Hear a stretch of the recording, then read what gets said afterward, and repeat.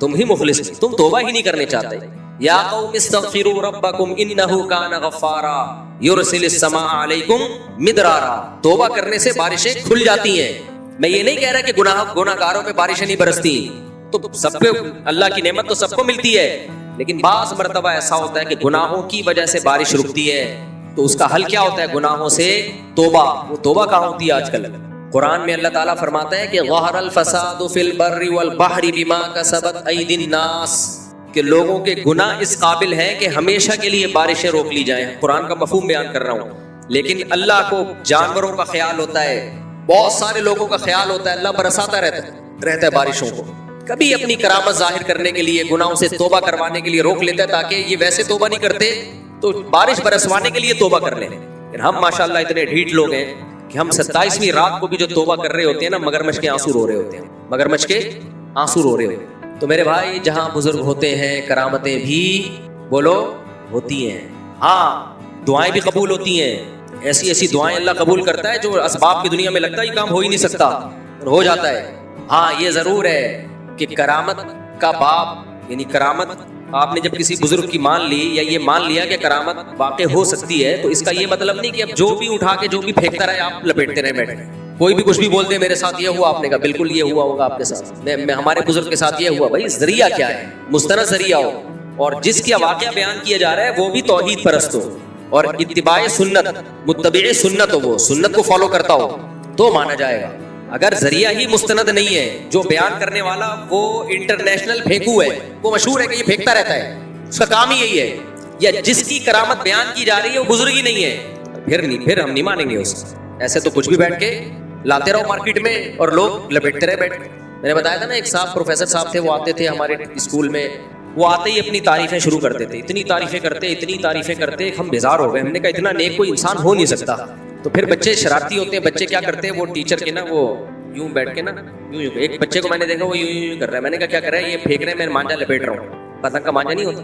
School کے بچے بڑے شرارتی ہوتے ہیں. وہ پروفیسر نہیں تو سوری اسکول ٹیچر تھے. وہ آتے تھے اسکول میں اور اپنی تعریفیں بچوں کے سامنے، ہم بچے تھے ہمارے سامنے شروع کر دیتے. ٹیچر کا احترام ہے، لیکن آپ کو کیا پتا میں کس کی بات کر رہا ہوں.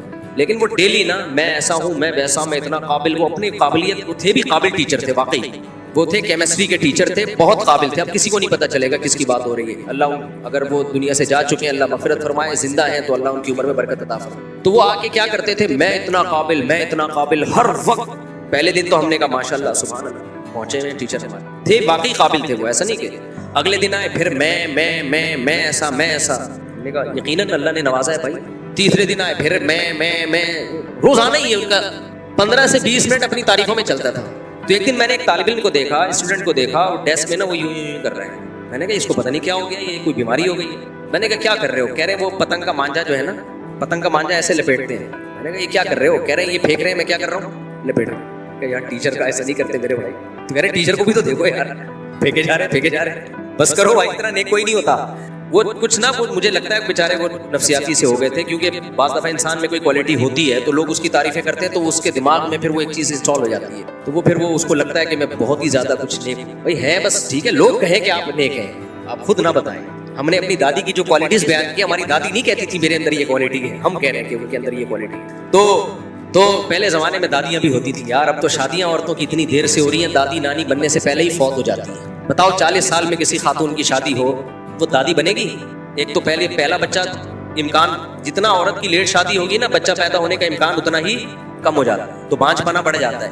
پھر بچے میں بیماریوں کا امکان بڑھ جاتا ہے. کزن میرج کے اتنے نقصان نہیں ہے، پتہ ہے آپ کو، جتنا 35 سال کے بعد بچہ پیدا ہونے میں ڈس آرڈر ہونے کا امکان ہوتا ہے. لیکن کزن میرج کو بڑا وہ کیا جاتا ہے، حوصلہ شکنی کی جاتی ہے، اور جلدی شادی کی حوصلہ افزائی نہیں کی جاتی.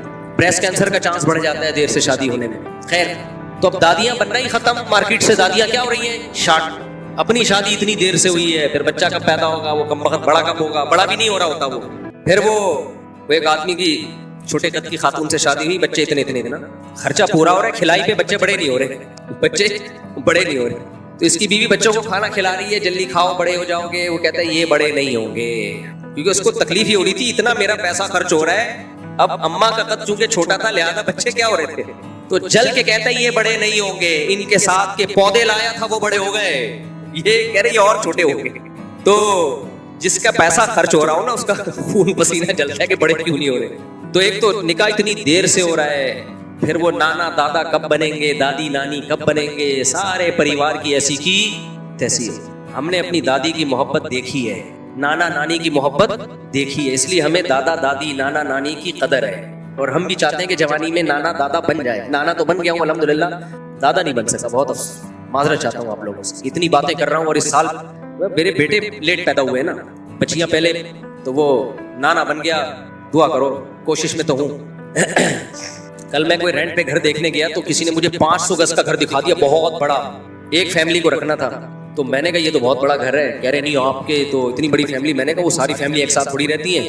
تو مجھے کہنے لگے یہ بھی ایک فیملی کے لیے بہت ہے. میں نے کہا اگر مجھے پہلے پتا ہوتا نا اتنا بڑا گھر رینٹ پہ ملے گا تو میں تھوڑی اسپیڈ اور تیز رکھتا, تھوڑی اسپیڈ اور تیز رکھتا. خیر یہ مذاق ہے. یہ اولاد کس کی طرف سے ملتی ہے بھائی؟ اللہ کی طرف سے.